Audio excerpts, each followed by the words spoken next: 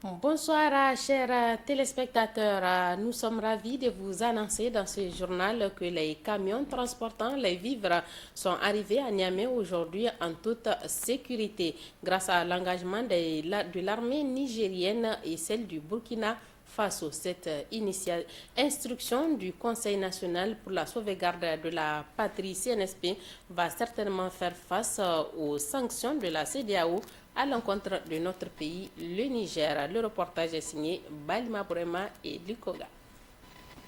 C'est le repos pour plus de 600 chauffeurs de camions et leurs apprentis. Ils sont arrivés à Niamey depuis le samedi dernier, après plus d'un mois en stationnement forcé dans la ville burkinabé de Kaya. Des camionneurs qui ont pu reprendre la route grâce à la coordination de la sécurisation de la zone par les militaires nigériens et burkinabés.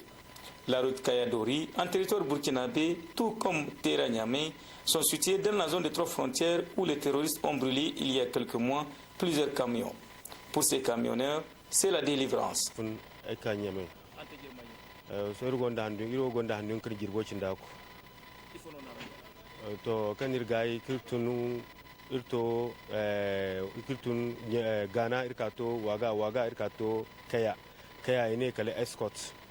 kondire to no escort to ngondir gay irgay zono ni do handu kan digir wo cindako irgo garero ni to L'arrivée de ces camions au niveau de la douane réanime cette direction qui a vu ses recettes diminuer depuis la détérioration de la sécurité. Pour le directeur régional des douanes, Niamey Tilaberi, ils viennent du Burkina et transportent en grande partie des produits alimentaires, des articles de ménage et des produits divers. Comme le sel, vous avez du maïs, vous avez un certain nombre de produits de première nécessité qui sont dans ces camions.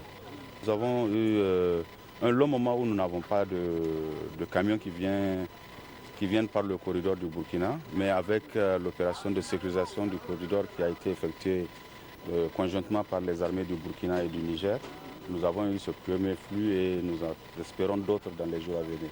L'arrivée de ces camions traduit aussi l'engagement des autorités militaires burkinabées de soutenir le Niger dans sa lutte contre les sanctions de la CEDEAO. Des sanctions qui concernent notamment la fermeture des frontières avec notre pays. Les Nigériens ont salué l'esprit de coordination entre les forces armées nigériennes et celles du Burkina Faso, ayant convoyé plus de 300 camions de vivres de Dori jusqu'à Tera. C'est sur instruction du Conseil national pour la sauvegarde de la patrie, CNSP. Suivant la réaction des uns et des autres dans ce reportage signé Samira Limega et Mamadou Djori. C'est dans les moments difficiles qu'on reconnaît ses amis. Le Burkina Faso vient témoigner cela au peuple nigérien. En effet, plus de 300 camions chargés de vivres ont été convoyés par les forces armées nigériennes en coordination avec les forces combattantes du Burkina Faso de Douri à Tera. Un geste salutaire et apprécié par la population nigérienne. Disons merci à tous les Burkinabés et particulièrement au gouvernement burkinabé qui a su comprendre donc ces liens historiques qui nous lient, ces liens fraternels entre le peuple nigérien et le peuple burkinabé. C'est une marque de solidarité, c'est très bien, c'est une très bonne chose, on n'a jamais douté d'ailleurs de cela. On sait que le Niger, le Burkina, le Mali, c'est pratiquement le même pays, c'est le même peuple, c'est les frères. Lorsque l'un est dans des problèmes, l'autre vraiment doit intervenir. C'est le lieu vraiment de féliciter et de remercier le peuple frère burkina et burkinabé parce que c'est vraiment une première, je peux dire, dans l'histoire. Pour ces nombreux citoyens de la capitale, le Conseil national pour la sauvegarde de la patrie doit multiplier ses efforts dans plusieurs domaines. Le CNSP doit revoir le système éducatif au Niger. Le CNSP doit revoir le système sanitaire, par exemple, du Niger. Comment y pallier? Parce qu'aujourd'hui, quand vous partez à l'hôpital. Même les simples gants là, il faut que vous payiez ça pour qu'on puisse vous soigner. Nous avons d'ailleurs beaucoup d'appels à lancer au CNSP. Et la première des choses que nous avons, en tout cas l'appel que nous avons à lancer, c'est d'être serein, en tout cas au sein de lui-même. Je propose au CNSP d'abord le prix du pétrole à la pompe. Il faut qu'on revoie ça. Parce que la plupart du pétrole du Niger est consommé à Niamey, alors que la grande partie se retrouve à l'intérieur du pays. Si aujourd'hui le CNSP arrive à collaborer avec ceux-là qui ont le permis de vendre le carburant. L'arrivée de ces 300 camions chargés de produits ou de grande consommation sera sans nul doute un soulagement pour la population nigérienne qui est déjà confrontée à une hausse des produits de première nécessité sur le marché. Nous vous proposons de suivre juste après ce journal un documentaire de la rédaction de Bonferré Télévision qui parle des sanctions de la CEDEAO à l'encontre du Niger. Je vous propose de suivre un extrait avant de retrouver l'intégralité à la fin de cette édition. La population de la ville d'Agadez sont sortis ce dimanche 20 août 2023 pour encore une fois réaffirmer son soutien au CNSP. Hommes, femmes, anciens combattants, ex-rebelles et jeunes se disent plus jamais engagés pour défendre la souveraineté et la dignité du peuple nigérien. Le point avec Mohamed Alpha. C'est la deuxième marche de soutien au CNSP qui vient d'être organisée ce dimanche 20 août 2023 par la population d'Agadez. Tout au long de la manifestation qui les a conduits du pavé du rond-point Concorde de la tribune officielle, ils ont brandi des pancartes et lancé des slogans hostiles à la CEDEAO et à la France. À la tribune officielle, le comité régional de soutien au CNSP a livré une déclaration de soutien au Conseil national pour la sauvegarde de la patrie. Le CVSP demande au CNSP et à son gouvernement le retrait immédiat et sans tergiversation aucune des forces extérieures européennes ayant suspendu leur coopération et présentes sur notre sol. Le CSP condamne avec la dernière énergie l'entêtement de la France, de la Côte d'Ivoire, du Sénégal à faire irruption des affaires internes de notre cher Niger, un et indivisible. Face aux agissements du natif de la région Rissa Agboula qui affirme prendre les armes contre la République, les anciens combattants et ex-rebelles de la région se sont dit prêts à lui répondre. La population d'Agadez fustige et condamne avec fermeté les agissements et le comportement malsain de certains fils de la région faisant l'apologie de la rébellion et de l'intervention militaire qui n'ont jamais été une solution adéquate. Même fermeté exprimée par le gouverneur de la région d'Agadez face à toute action de déstabilisation de la région d'Agadez. Je voudrais également profiter de cette tribune pour attirer l'attention des uns et des autres, notamment ceux qui auraient des velléités insurrectionnelles, pour les mettre en garde. Les mettre en garde contre toute tentative de déstabilisation. Je voudrais dire toute notre détermination à faire face et à faire en sorte que la quiétude puisse continuer à régner dans toute la région d'Agadez, que ce soit dans Derbisnat, à Bilma, à Madama. Le général Ibra Boulama a également tenu à remercier la population d'Agadez pour sa ferme détermination à soutenir le CNSP dans cette noble action de libération du peuple nigérien. Je le disais tout à l'heure, la rédaction Bonferré vous propose de suivre un extrait de son documentaire qui parle des sanctions de la CEDEAO à l'encontre du Niger. Fermeture des frontières, gel des avoirs, interdiction de voyage, ultimatum et menaces de guerre.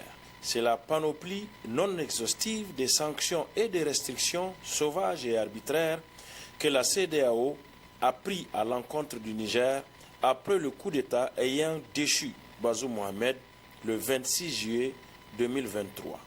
De mémoire d'homme, jamais un pays n'a été aussi asphyxié, piétiné, voire humilié pour avoir changé de régime, même par un coup d'État.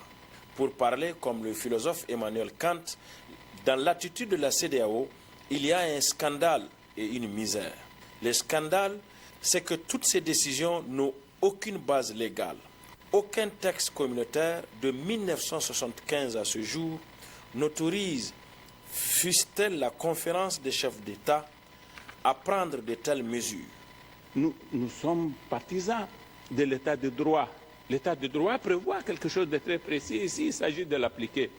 Les mesures de fermeture de frontières et tout le reste, Monsieur le Président, ça n'existe pas dans le traité de la CEDEAO.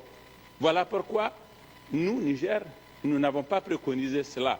La misère, c'est que la CEDEAO soutient qu'elle le fait dans l'intérêt de la démocratie. Un mensonge grotesque et honteux.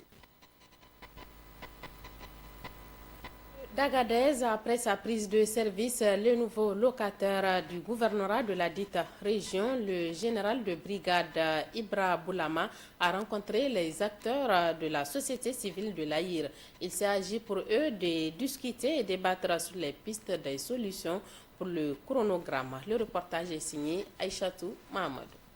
L'insécurité au niveau de la région d'Agadez, le chômage des jeunes ainsi que la cherté des produits de première nécessité, telles sont entre autres les préoccupations émises au tout nouveau gouverneur de la région de l'Aïr. Les acteurs des organisations de la société civile font le point au général de brigade Ibra Boulama à travers cette réunion. Donc, monsieur le gouverneur, le premier point au niveau d'Agadez est la cherté de la vie. Les produits de première nécessité qui quittent l'Algérie, la Libye, c'est cher. Avant, c'était moins cher, mais malheureusement, avec la taxe douanière, avec les transitaires là, vraiment, on est en train de tuer la population d'Agadez. Nous, acteurs de la société civile, nous avons pris les risques de nous afficher dans cette démarche que nous pouvons donc, le peuple soutient le CNSP. Maintenant, prenons nos responsabilités, nous tous. Et je parlerai spécifiquement de la région d'Agadez. La région d'Agadez était déjà dans l'insécurité. La jeunesse est en chômage. Beaucoup de jeunes et de jeunes filles sont éduquées, mais sont toujours en chômage. Ce qui fait qu'elles sont exposées en elles-mêmes sur beaucoup de dangers. La délinquance, la prostitution, le vol, banditisme armé, prise de stupéfiants. Donc nous attendons ce que nous voulons, nous attendons beaucoup sur un changement. Et pour ce changement, nous savons tous également que ça doit passer par nous les femmes.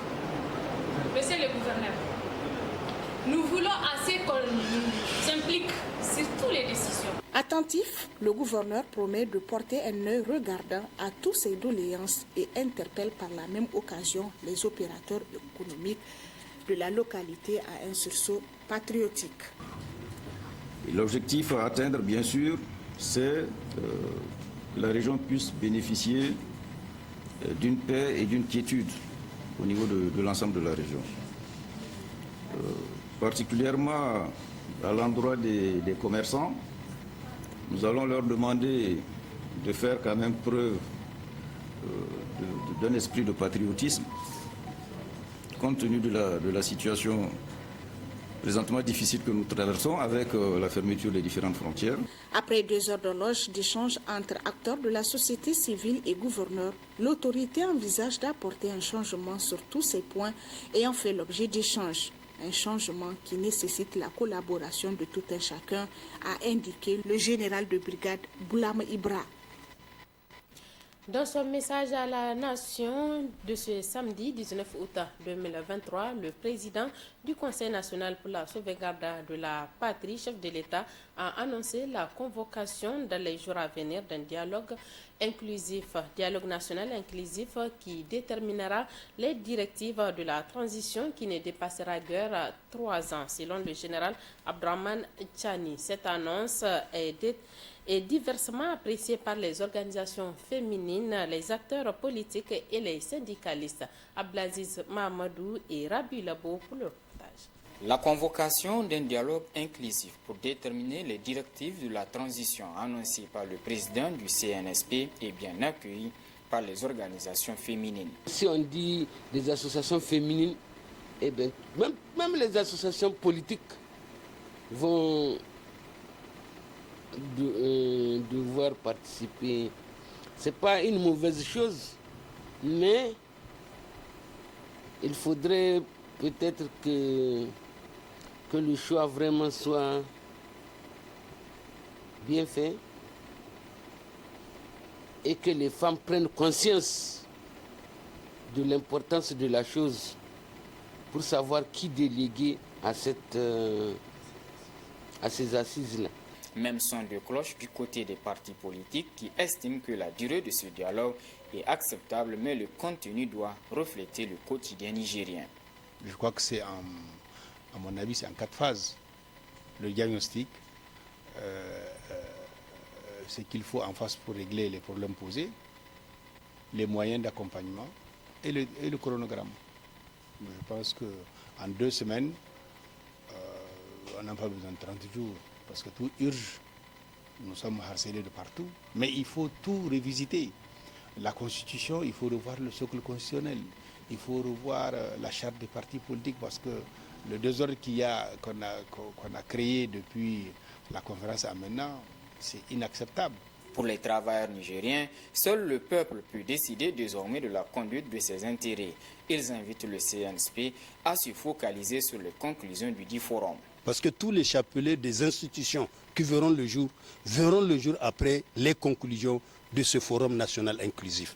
Et nous demandons au CNSP, les conclusions issues de ce forum national inclusif, c'est un forum du Niger, c'est un forum des fils dignes de ce pays. Je crois qu'ils vont arrêter et il appartient au CNSP dans sa plénitude de les appliquer. Tous ces acteurs restent unanimes sur le contenu du dialogue et des acteurs qui doivent y prendre part.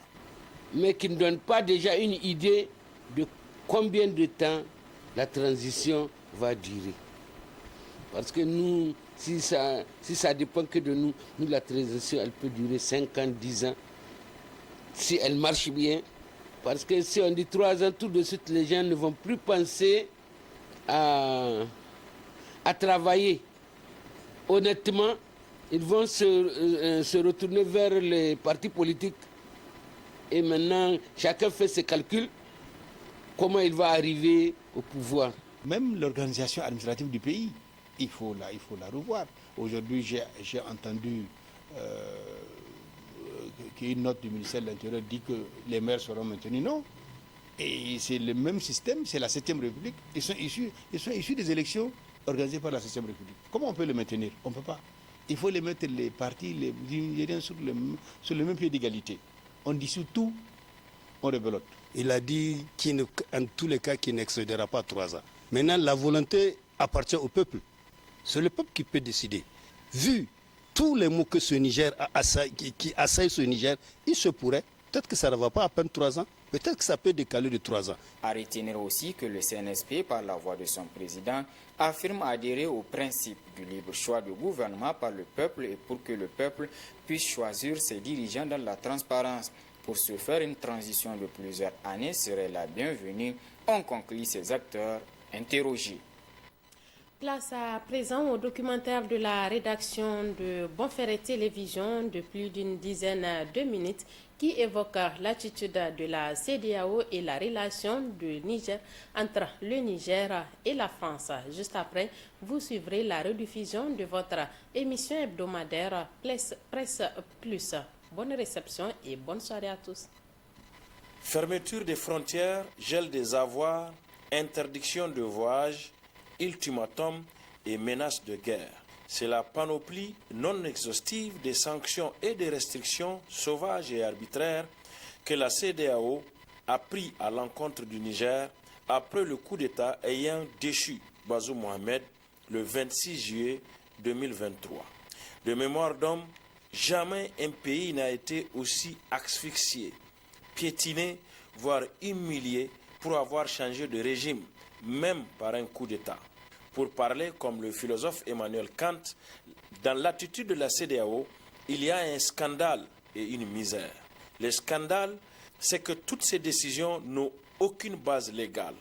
aucun texte communautaire de 1975 à ce jour n'autorise, fût-elle la conférence des chefs d'État, à prendre de telles mesures. Nous sommes partisans de l'état de droit. L'état de droit prévoit quelque chose de très précis. Ici, il s'agit de l'appliquer. Les mesures de fermeture de frontières et tout le reste, Monsieur le Président, ça n'existe pas dans le traité de la CEDEAO. Voilà pourquoi nous, Niger, nous n'avons pas préconisé cela. La misère, c'est que la CEDEAO soutient qu'elle le fait dans l'intérêt de la démocratie. Un mensonge grotesque et honteux. Comment des chefs d'État qui sont incapables de pratiquer la démocratie chez eux peuvent-ils l'exporter ou l'imposer ailleurs? À la candidature à un troisième mandat d'Alassane Ouattara, le président ivoirien de 78 ans a pris la parole au cours du traditionnel discours de veille de fête d'indépendance. Je suis donc candidat à l'élection présidentielle du 31 octobre 2020. Comment la CEDEAO elle-même créée pour servir les peuples peut-elle et ose-t-elle se dresser contre la volonté d'un peuple à l'autodétermination, à l'indépendance véritable et à la souveraineté? Du reste, ce n'est pas la CEDEAO qui a apporté la démocratie dans ce pays. C'est le peuple fier et digne du Niger qui, au prix du sang de ses enfants, a consenti à ce mode de gouvernance au début des années 1990. Où était la CEDEAO? Aujourd'hui encore, c'est ce même peuple qui aspire au changement. Et si le changement devrait arriver par le CNSP, fer de lance de l'armée nationale, des militaires, ses fils et filles des communautés et des familles nigériennes, le peuple applaudit des deux mains. Et cela s'est démontré dans la rue chaque jour depuis le 26 juillet 2023.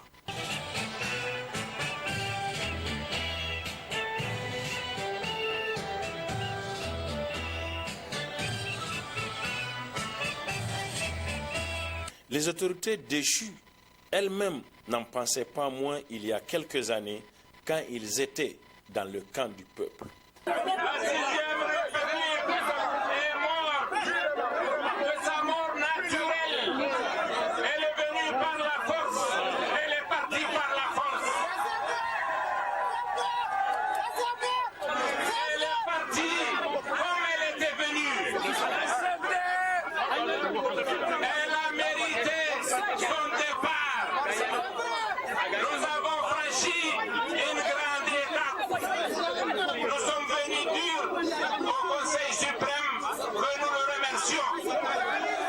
Nous avons accueilli ce coup d'État avec beaucoup de soulagement et nous soutenons sans équivoque l'action des forces armées nigériennes. Mais absolument, l'armée nigérienne a toujours refusé d'être une milice au service de n'importe quel potentat. Donc elle est dans la société, tous les traumatismes qu'il y a dans cette société sont reflétés aussi dans l'armée. Donc nous n'avons aucune raison de douter de leur bonne foi. À la vérité, ce n'est pas la CEDEAO qui veut coûte que coûte attaquer le Niger et verser du sang africain. Ce sont trois chefs d'État de pays pourtant frères et amis de longue date du Niger. Ces trois chefs d'État ont deux dénominateurs en commun. Un, ils ne sont démocrates que de façade. Deux, ils sont des laquais de la France. Le premier, Patrice Talon, président du Bénin voisin, avait trouvé refuge en France quand il a fui son pays, recherché qu'il était pour tentative d'assassinat par empoisonnement du président de l'époque, M. Yahi Boni. Puis, devenu président, alors qu'il a juré de ne faire qu'un seul mandat à la tête du pays, le voilà à son second mandat, non sans avoir muselé toute voix dissonante et discordante dans son pays. Des militaires qui avancent en tirant à balles réelles. Voici les images qui nous parviennent de Cotonou. Des vidéos montrant des hommes en sang ou à terre. Des sources disent que 3 personnes ont été tuées. La situation dans le quartier de l'ancien chef de l'État, Boni Yahi, reste confuse. Et en neutralisant toute candidature sérieuse face à la sienne, l'opposante Rakia Madougou, malmenée, maltraitée, en sait quelque chose. Au terme du procès, l'opposante a été condamnée par la Cour à 20 ans de réclusion criminelle et 50 millions de francs CFA d'amende ferme. La Criette n'est pas une juridiction impartiale et indépendante. Elle est à la mainmise totale du pouvoir exécutif qui choisit ses juges et le scénario de ce procès est déjà écrit en avance. Aujourd'hui, Patrice Talon est le seul coq qui chante au Bénin. Le second, Macky Sall, a été l'une des plus grandes déceptions politiques des Sénégalais qui regrettent certainement aujourd'hui de l'avoir élu président de la République. En effet, beaucoup de Sénégalais avaient pris son parti quand, au début des années 2000, Abdoulaye Wade voulait se débarrasser de lui en tant que président de l'Assemblée nationale. Les Gordis avaient crié à l'injustice et à l'ingratitude. Aujourd'hui, l'injustice et l'ingratitude sont la règle sous le magistère de Macky Sall. Pays de paix et de dialogue, le Sénégal est devenu le chantre de la violence policière et de règlement de comptes politiques sauvages. Le grand Senghor doit certainement se retourner dans sa tombe. Karim Wade, Khalifa Sall, tous des grands espoirs de la scène politique sénégalaise, ont été réduits à néant par Macky Sall. Ousmane Sonko, maire du Ziguinchor et président du PASTEF, est son actuelle victime expiatoire, parce que celui-ci a osé s'opposer à son troisième mandat, auquel il a été obligé de renoncer à son corps défendant. Soutenu malgré tout par la France et Macron, Macky Sall, dont le dernier mandat finit en février 2024, c'est-à-dire dans 6 mois, n'a plus assez d'assises et de légitimité pour déclarer la guerre au Niger. Enfin, le troisième, Alassane Ouattara, c'est le plus subtil, le plus vil et sans doute le plus dangereux de tous. D'abord par sa versalité. Par exemple, il a applaudi le coup d'État de Robert Guéhi chez lui en Côte d'Ivoire en 2000 et celui du lieutenant-colonel Damiba au Burkina Faso 20 ans plus tard, malgré les réprobations internationales et celles de la CEDEAO, parce que ça servait ses intérêts. Qu'à partir de cet instant, le président Ali Konabédié n'est plus le président de la République de Côte d'Ivoire. Ce n'est pas un coup d'État, affirme alors Ouattara, c'est une révolution soutenue par tous les Ivoiriens. Le grand plaisir et l'honneur de recevoir mon jeune frère, le président Paul-Henri Sandaogo Damiba. Et je voudrais vous dire, Monsieur le Président, notre joie de vous recevoir aujourd'hui et vous dire combien ceci nous paraît normal. Il est dangereux ensuite à cause de sa servitude aveugle vis-à-vis de la France. Cela, il l'a lui-même dit en 2011 au journal Jeune Afrique, en mai de la même année, une déclaration dont le journal a fait sa une. Je ne dois rien à personne, sauf à la France. On ne peut être plus clair. La France lui a donné une femme, sa femme, Dominique. Et la France lui a aussi donné le pouvoir en 2011, quand les forces et l'aviation française sont allés déloger le président Laurent Gbagbo du palais présidentiel pour le placer lui. C'est lui que la France a utilisé au Mali pour envoyer à Bamako 49 mercenaires sous le couvert de la MINUSMA et d'une société privée de sécurité pour tenter de déstabiliser le régime de Assimi Goïta sans succès. C'est lui que la France utilise aujourd'hui pour fomenter la guerre contre le Niger. La Côte d'Ivoire fournira un bataillon et a pris toutes les dispositions financières pour l'opération. Si elle doit durer 3 mois, les provisions seront faites au niveau budgétaire pour que nos soldats et nos officiers qui participeront à cette opération ne manquent de rien. Donc la Côte d'Ivoire est prête et je viens de donner instruction au chef d'état-major général des armées de commencer la mobilisation de ces troupes. Il complote cette agression contre l'avis général de la communauté internationale, contre l'avis général à la CEDEAO et même contre l'avis général chez lui en Côte d'Ivoire. Pour le groupe parlementaire PPACI, l'usage de la force armée contre tout pays équivaut à une déclaration de guerre contre un État souverain, même si cet acte résulte d'une décision de la CEDEAO. Or, selon l'article 104 de la Constitution de la République de Côte d'Ivoire, toute déclaration de guerre doit faire l'objet d'une autorisation expresse du Parlement. Cette décision transgresse la Constitution ivoirienne qui dispose en son article 104 que la déclaration de guerre est autorisée par le Parlement. Le commanditaire et le chef de ces laquais, c'est Macron et son gouvernement. Si le jeu des autorités françaises au Sahel est resté longtemps caché, aujourd'hui, il est su de tous et par tous. Au Mali, des milliers de Maliens étaient sortis encore ce vendredi à l'appel d'un collectif de partis politiques et d'associations de la société civile.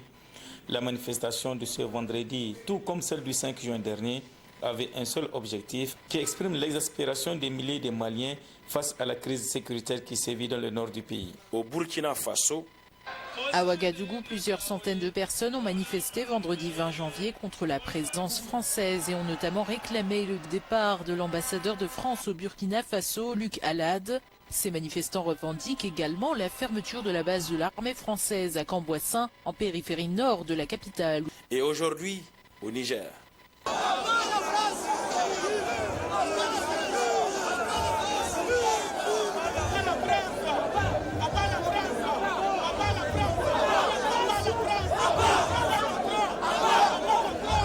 Macron n'a jamais respecté nos pays, encore moins nos chefs d'État. Quand il s'adresse à eux, il leur parle avec arrogance, mépris et suffisance, comme quand il les a convoqués à Pau.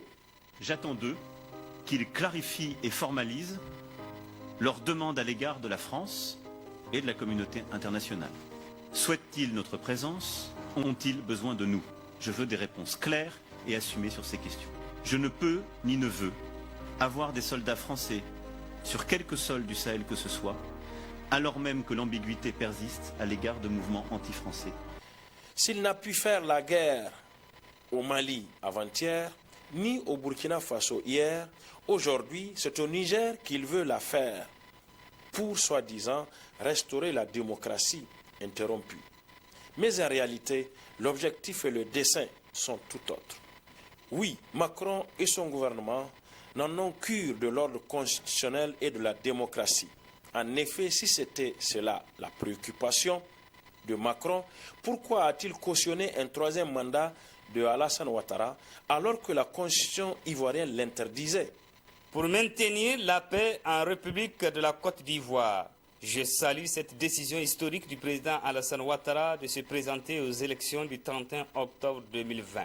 Si la démocratie et l'ordre constitutionnel l'intéressaient, pourquoi est-il parti au Tchad, à Doubé Mohamed Déby, fils d'Idriss Déby, alors que ce dernier venait d'être assassiné dans des conditions non encore élucidées, et que la constitution du pays désignait plutôt le président de l'Assemblée nationale pour la succession? La transition aura ce rôle à jouer. La stabilité, l'inclusion, le dialogue, la transition démocratique. Et nous sommes et serons à vos côtés. Non, la préoccupation de Macron et de son gouvernement n'est pas le retour du régime déchu au Niger ou la préservation de la vie de l'ex-président de la République, Bazoum Mohamed. Ce qu'ils ont en ligne de mire, c'est la vengeance de leur orgueil meurtri et la défense exclusive de leurs intérêts égoïstes et mesquins. Et certains de leurs experts, analystes et hommes politiques le disent clairement sans embâche sur les plateaux télé. Intervenir tout simplement pour 3 raisons précises. 1, si on n'intervient pas, au final, on perd notre influence dans la zone et c'est la Russie et la Chine qui vont la maintenir. Or, si on veut réindustrialiser notre pays, on veut être souverain sur le plan énergétique et sur le plan économique, on a besoin des matières premières d'Afrique subsaharienne. Le deuxième point, c'est le contrôle des menaces migratoires. Avec le réchauffement climatique, avec le dérèglement climatique, vous allez avoir entre 500, à peu près des centaines de millions de personnes qui vont migrer d'Afrique subsaharienne en passant par le Maghreb à destination d'Europe. Les Nigériens doivent-ils alors accepter de rester ainsi ad vitam aeternam sous tutorat d'une puissance étrangère qui pille, vole et extorque les richesses de leur pays à son seul profit? Non et jamais plus. La réponse du peuple nigérien est sans équivoque. Le changement enclenché depuis le 26 juillet 2023 est irréversible. La flamme allumée dans les cœurs et les esprits des Nigériens ne s'éteindra plus jamais.